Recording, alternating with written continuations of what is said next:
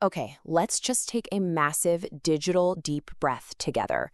In through the nose, out through the mouth. I am doing this with you because I know the internet algorithm is feeding you pure chaos right now. You opened your phone, saw that PCOS has officially been renamed to PMOS, and suddenly every health influencer is screaming at you about hormones. Okay, wait. We are not going to panic. In this explainer, I'm going to translate the actual medical science for you completely jargon-free because you deserve clarity, not clickbait. If you are newly diagnosed, or maybe you've been battling symptoms for years, and you literally just saw this global name change to PMOS, and your very first thought was, is my body basically doomed? I need you to hear me right now, loud and clear. You are not broken. Your body is not a lemon, and you are definitely not doomed. In fact, this is the best news for women's health in a very long time. I need you to step away from the search bar right now, because we all know Google turns every single symptom into a Netflix true crime documentary where your body is the victim. This name change is actually a massive, empowering medical upgrade. It is not a death sentence. It is the medical world finally catching up to what you've been experiencing your whole life. Section 1. Why PCOS was a liar. Let's unpack the breakup with the old name. The old term, polycystic, implied you had these pathological ovarian cysts, which, by the way, was a total lie. They aren't cysts. They're actually just arrested follicles, basically little eggs that paused halfway through getting ready. Calling them cysts is exactly like calling a regular traffic jam a 50-car pileup. But this lie delayed diagnosis for up to 70% of women and caused so much unnecessary shame and late-night spiraling.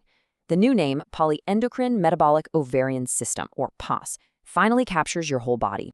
And the medical community finally listened. This wasn't just a couple doctors chatting in a break room.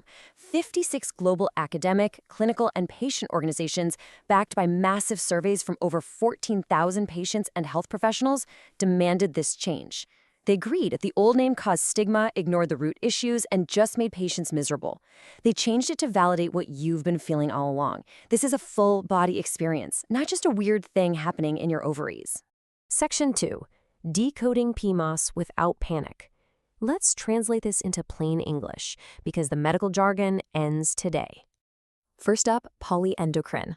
If you read the word hyperandrogenism and immediately panicked, let me simplify this for you. Polyendocrine just means your hormones are basically running a massive group chat where nobody is responding correctly.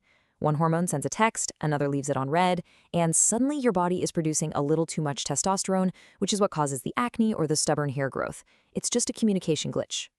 Next is metabolic. This is the part that drives inflammation and energy issues. Think of insulin resistance like this. Insulin is knocking on the cell door with energy from your food, and your body is just ghosting it. It is exactly like when your toddler ignores you the first 5 times you say their name. Your body is shouting for insulin to work, and the cells just have their noise-canceling headphones on. Girl, if you are struggling with your weight or your energy, listen to this math. 85% of people with PCOS have this insulin resistance. Look at that number. You are not uniquely damaged. You do not lack willpower. This is literally just how PCOS bodies operate. It is a metabolic reality. It is not a character flaw. Finally, ovarian. This explains the unpredictable periods and the fertility hurdles. Your follicles struggle to mature and release an egg right on schedule. But let me be super clear right now. Your ovaries are not sitting there in the dark plotting against you. They are just waiting for the polyendocrine and metabolic group chats to get their act together so they can actually do their job. Section 3. Your biggest fears answered. Let's tackle your darkest fears head on with compassionate, non-alarmist, actual science. This is the scariest one, right? The big, terrifying question. Women ask me this literally all the time. Is PMOS going to cause strokes or heart attacks? Let's look at what the actual data from the consensus process says, entirely without the fear-mongering. Okay, the metabolic risks are real. The data shows there are elevated odds for cardiovascular issues, often linked to central adiposity or belly weight. But listen to me. This is data for prevention, not a crystal ball. It does not mean a stroke is inevitable. It just means your body is asking for a different instruction manual to protect your heart. Knowing this now means you can actually do something about it. And then there's this one. How do you control type 2 diabetes with PMOS? If you are terrified of getting diabetes because you now know your body is ghosting insulin, take a breath. It is a valid fear, but it is a highly manageable reality. You are not doomed to get diabetes. And you might be wondering, what medications help PMOs without hurting the liver or heart? Well, the medical community has laid out clear, realistic, proven lifestyle changes and pharmacological interventions that actually help your body process energy correctly. We have safe medications that treat the root cause, which is the insulin resistance, protecting your long-term health. We are treating the engine now, not just painting over the check engine light. Now, to all my women trying to conceive, maybe you're in your late 30s or your 40s and you are feeling completely defeated by the ovulatory dysfunction label. What are my chances of getting pregnant? Should I even try to get pregnant in my 40s if I have PMOS? The internet loves to tell you that infertility is guaranteed. Let's clear the air right now. Pregnancy is not hopeless.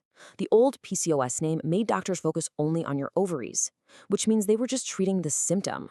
But now that the medical world recognizes the whole polyendocrine picture, they can treat the root cause. When we fix the metabolic and hormonal group chat, the ovaries can actually do their thing. Accurate diagnosis means targeted treatments. Your chances of getting pregnant just got a whole lot clearer because your doctors finally have the right map. And for my women thinking ahead or who are in the thick of it right now, what happens during menopause if you already have PMIOS? Because again, the internet loves to tell you that your body will completely break down as you age. The truth is, PMOS doesn't magically vanish the second you hit menopause, because it is a metabolic and endocrine condition, not just a fertility issue. But wait, this is actually great news. It means your doctors can finally support your whole system as you age. They aren't just going to shrug their shoulders and say, well, you're not trying to have a baby anymore, so good luck. You get lifelong, comprehensive care now.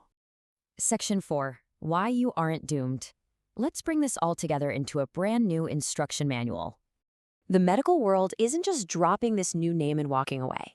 There is a massive 8-stage global implementation strategy rolling out over the next 3 years. They are updating the medical textbooks. They are updating the doctors. They are changing the global guidelines so that wherever you live, you finally get the individualized root cause care you actually deserve. The medical system is literally reorganizing itself to treat you better. So the crucial point is this: your body isn't broken. It just has a new name and a way better instruction manual. You don't have to fight your body anymore. You just have to learn its language. So I want to ask you, now that your doctor's playbook is finally evolving, how is your own standard for the care you accept going to evolve with it? Let that sink in, take a breath, and remember, you've absolutely got this.